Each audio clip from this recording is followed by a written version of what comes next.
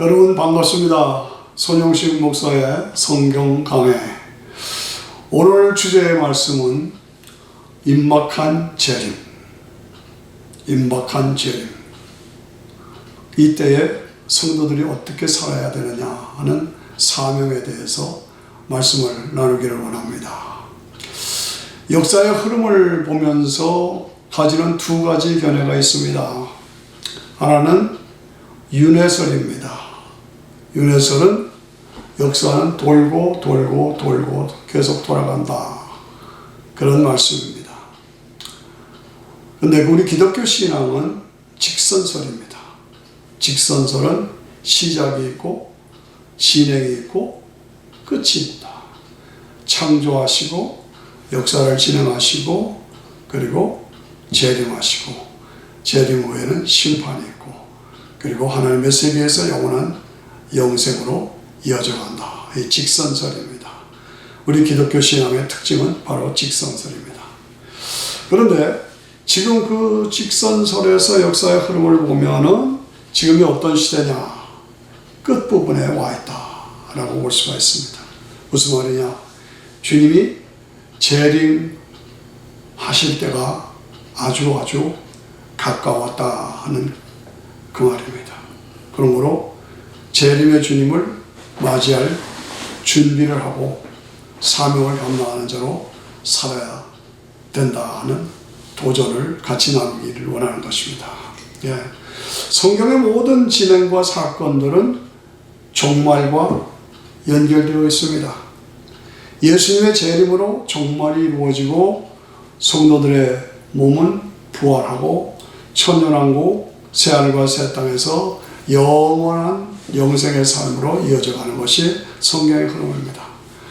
이러한 인간 역사의 마지막을 말하는 종말, 이 종말은 사도 바울 때부터 제자들 시대 때부터 지금까지 우리 시대가 종말이다 가까웠다라고 말하지만 그리고 이 종말론으로 많은 이단들이 나온 것이 사실이지만 그러나 지금은 과거와 다릅니다.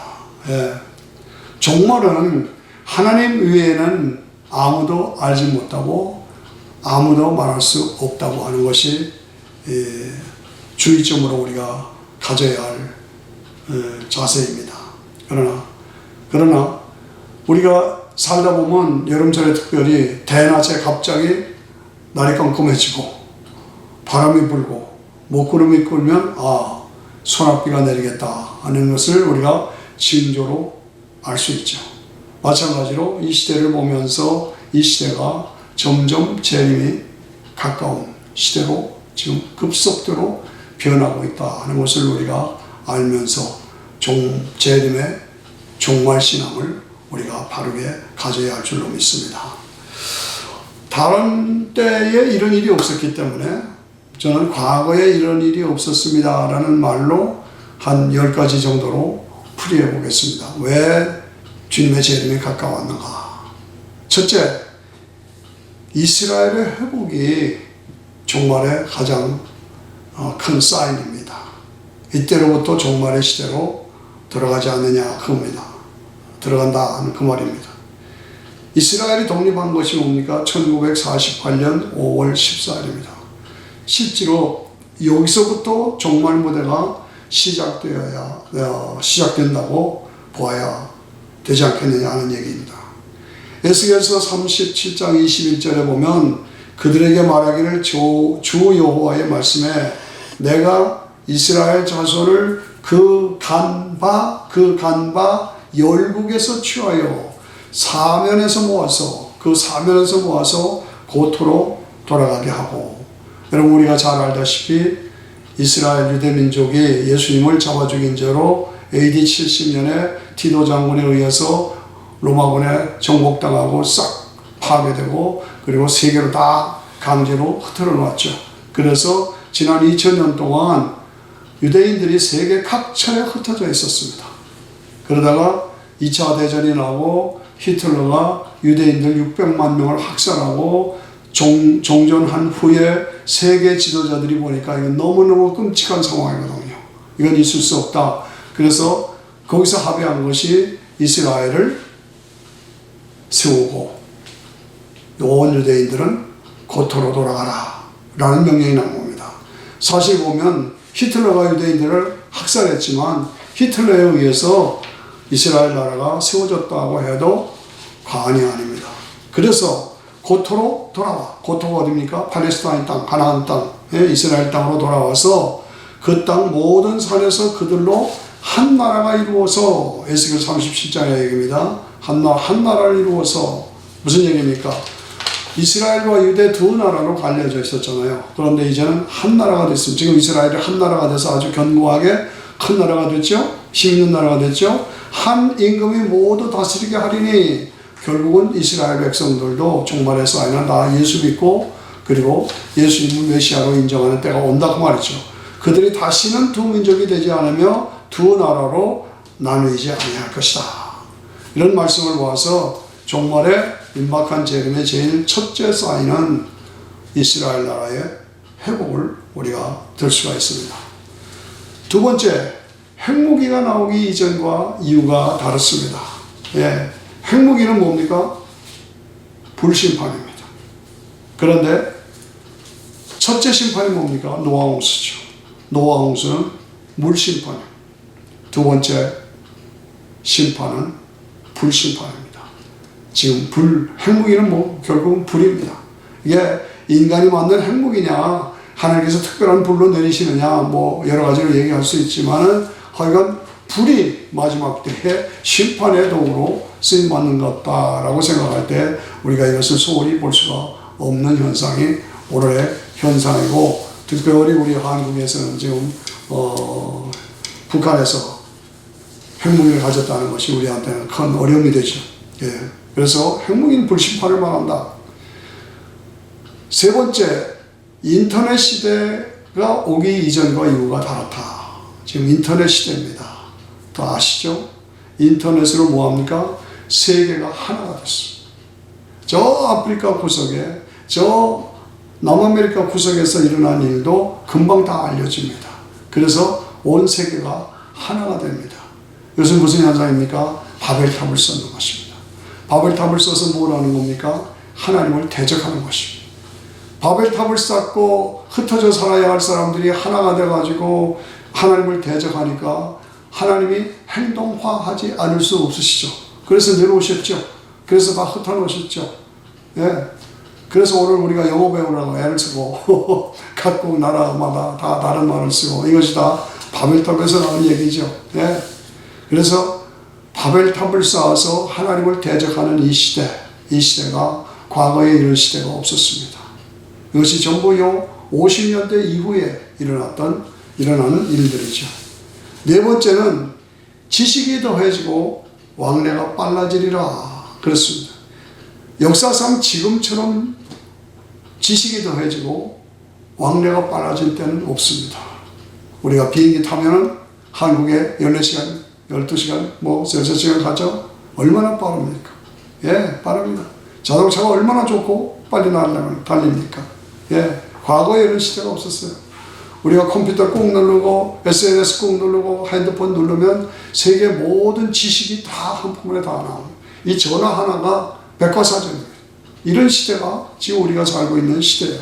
지식이 더해지고 왕래가 빨라지는 때가 오는데 다니엘서 12장 4절에 보면 이때가 마지막 때가 가까운 줄 알아라 라고 말씀합니다. 과거에 이런 시대가 없었습니다. 예. 다섯 번째는 다니엘의 금신상의 발가락 시대가 지금 시대입니다. 네. 다니엘이 금신상 꿈을 꿨지요. 느부갓네살의 바벨론 왕국, 메데파사 왕국, 헬라 왕국, 로마 제국, 그리고 로마 제국이 정치 제국이 종교 제국으로 바뀌고, 그 다음에 만국 시대, 지금 유엔 시대죠. 만국 시대로 바뀌고, 그래서 그 만국 시대가 지금은 발가락 시대. 발가락 시대 흙과 철이 같이 섞여 있지만 같이 섞이지 않아. 같이 있지만 섞이지 않아. 서로 통하지 않아. 그렇습니다. 민족이 200여 개의 민족들이 이 워싱턴만 해도 그렇게 섞여 뭉쳐 살지만 서로 각각 따로 삽니다. 섞이지 않습니다. 모든 것이 다 따로. 예, 이게 뭡니까? 발가락 시대. 지금 이 시대가, 우리가 살고 있는 시대가 발가락 시대라고 우리가 인정하지 않을 수가 없습니다. 그때 하늘에서 뜬돌이 내려와서 확 해서 세상 나라를 다 진면하고 메시아 왕국이 이루어지는 것을 우리가 볼 수가 있습니다. 오늘 이 시대는 금신상의 발가락 시대다. 그것을 우리가 알고 재림의 신앙으로 준비된 자로 살아야 합니다. 여섯 번째는 좀 이상한 얘기지만 부시 대통령이 대통령이기 전과 이후가 다르다. 그 얘기를 하고 싶어요. 부시 대통령이 뭘 했습니까? 그때 9.11 테러가 났죠. 이 테러 전쟁은 역사의 흐름을 바꾸는 사건입니다. 테러 사건은. 그래서 특이한 것은 적이 누군지를 모릅니다. 적이 누군지를 몰라. 예, 적과 적이 서로 알고서 싸우는데 이 테러 시대에서는 적이 누군지를 몰라요. 그러니까 어디 비행기를 타려고 하도 중요한 건물에 들어가려고 해도 뭘 하려도 전부 스크린을 통과해야 돼요. 얼마나 불편합니까? 누가 누군지를 모르니까 전부 조사를 해서 엑스레이를 다 찍고, 그래서 비행기 한번 타려면 죄수 취급을 받고 손 들고 이러고 그러고 다 찍혀야 됩니다. 죄 없는 사람 다시 가서 검사를 받고, 얼마나 불편합니까? 그러니까 결과적으로 나오는 것이 컴퓨터 칩을 몸에 넣어서 해결하는 방법밖에 없지 않느냐.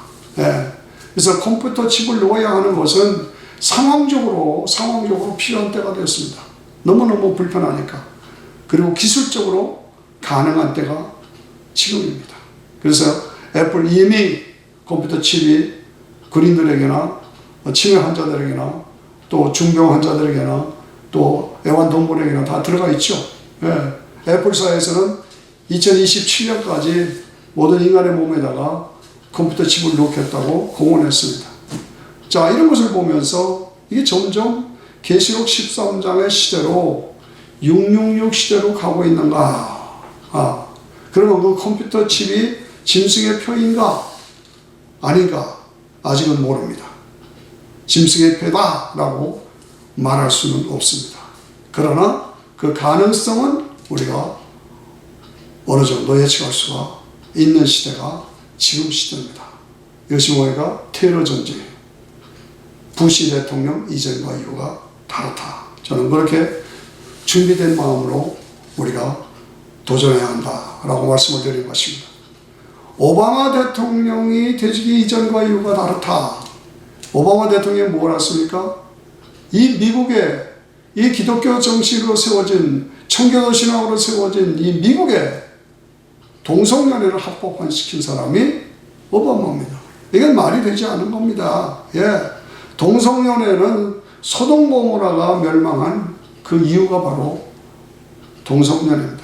아주 하나님이 제일 싫어하시는 가증된 것이라고, 성경 구석구석에 동성연애는 아니라고 합니다. 이것은 뭡니까? 창조의 원리를 파괴하는 것입니다. 하나님의 창조의 원리를 파괴하는 것. 그런데 지지하는 사람들은 날 때부터 그렇게 났다고, 그걸 어떻게 하느냐고 이런 식으로 말합니다. 날 때부터 그렇게 난 거 아닙니다. 그것은 타락의 결과입니다. 타락의 결과요. 음란의 극치요.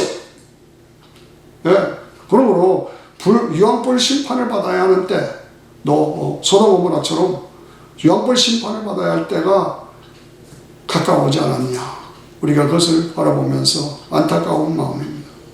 한국을 아시아에서 제일 먼저 동성연애를 합법화시키겠다고 하는 정치인이 한국에 있습니다. 절대로 아닙니다. 절대로 못하게 막아야 합니다. 동성연애는 타락의 결과고 하나님의 창조의 원리를 파괴하는 것이기 때문에 이것은 절대로 있을 수가 없는 것입니다. 자, 트럼프 대통령이 대통령 되기 이전과 이후가 다르다. 그건 또 뭐냐? 트럼프 대통령이 되자 얼마 안 있어서 예루살렘을 이스라엘의 서울로, 수도로 이전시켰습니다. 그거는 누구도 하지 못하는 어려운 일을 한 겁니다. 이스라엘 수도를 예루살렘으로 정하고 미대서관을 옮겨. 이런 과거에 이런 일이 없었습니다. 이전과 이후가 다릅니다. 우리가 알아야 합니다. 세계 역사의 중심은 이스라엘이고 유대인들입니다. 이스라엘의 중심은 예루살렘입니다. 복음에 출발한 것이 예루살렘이고 복음의 마감도 예루살렘이고 주님의 재림도 예루살렘입니다. 그러므로 예루살렘이 가지는 의미, 스가랴서에 보면 예루살렘에 주님이 재림하시고 지진이 나서 동서로 갈라지고 이런 엄청난 사건들이 구체적으로 묘사되어 있습니다. 트럼프 대통령 이전과 이후가 다르다. 우리가 이런 것을 보면서 오늘 이 시대는 지진이 나고 전환이 나고 온난화가 지각이 변동이 되고 남북 국부의 얼음들이 녹고 과거에 없었던 현상들이 지금 막 주변에서 일어나고 있습니다. 우리를 깨우쳐 줍니다. 준비하고 살아야 합니다.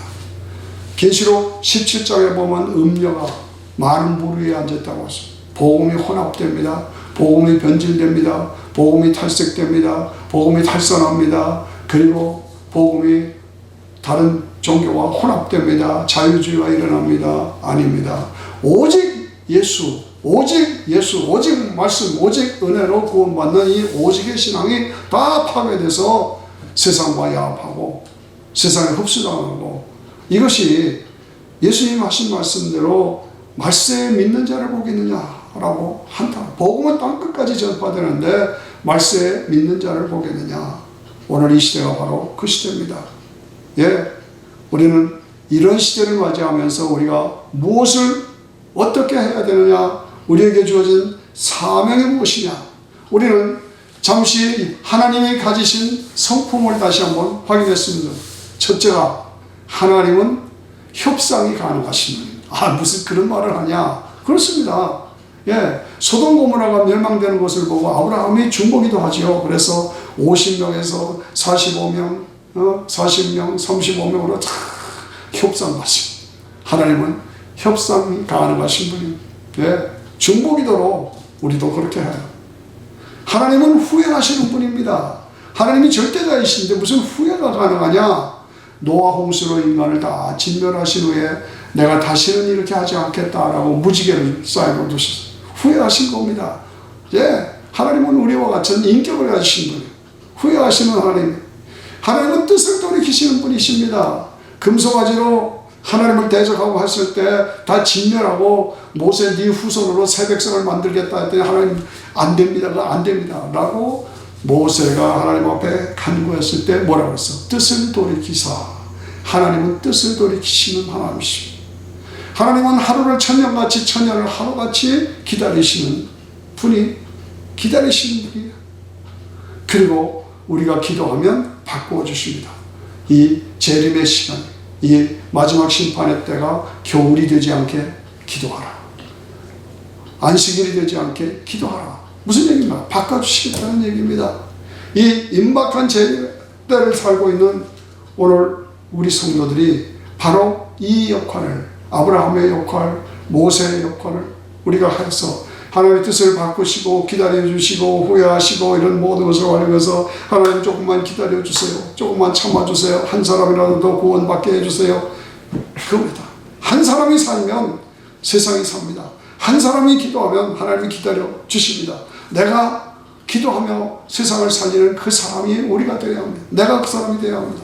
아브라함처럼 중보기도자로 살아야 합니다. 소돔 고모라를 살린 그 의인 10명으로 살아야 합니다. 의인 10명만 있었으면 소돔 고모라가 살았잖아요. 우리가 이 세상을 살리는 의인 10명이 되어야 합니다. 노아처럼 120년 동안 방주를 짓는 자로, 교회를 섬기는 자로, 교회를 세워가는 자로 살아야 합니다. 무드셀라처럼 세상을 살리는 자로, 우리가 무드셀라가 969세를 살았죠. 이 사람이 죽으면 세상이 멸망에 오리라. 이게 무드셀라입니다. 무드셀라가 죽자 노아 홍수가 터진 겁니다. 성경의 미묘한 그 오묘한 말씀을 우리가 다시 한번 확인하면서 우리가 이 땅을 지키는 자로, 이 땅을 파멸을 막아낸 자로 살아야 합니다. 막달라 마리아가 예수님의 부활의 아침에 탔습니다. 무덤에 갔습니다. 무덤은 열렸고 예수님은 보이지 않습니다. 그랬더니 거기서 막달라 마리아가 울었습니다. 부활하신 예수님이 너 왜 우냐? 그랬을 때 사람들이 내 주님을 어디에다 두었는지 알지 못해서 내가 웁니다. 이 막달라 마리아의 울음을 보면 우리의 가슴이 좁습니다. 오늘 이 시대가 예수는 다 알아요. 그러나 어디다 뒀는지는 몰라요. 어디다 두었는지를 몰라요. 교회 속에도 예수님이 없습니다. 교회 속에도 오직 예수의 복음이 전해지지 않습니다. 세상에 예수님은 문화로 알지 참으로 믿음으로 받아들여 나의 주님으로 받아들이지 않습니다. 사람들이 내 주님을 어디에다 두었는지 알지 못해서 웁니다. 우리도 막달라 마리아의 마음으로 믿음으로 울어야 합니다. 예루살렘의 딸들아, 나를 위해서 울지 말고 너희와 너희 자손들을 위해서 울어라. 오늘 우리가 울어야 하는 때입니다. 막달라 마리아처럼 울고 예루살렘 딸처럼 울고 재림이 임박한 이 시대 속에서 이 시대를 살리는 하나님의 사람으로 살아가야 할 줄로 믿습니다. 감사합니다. 여기까지 하겠습니다.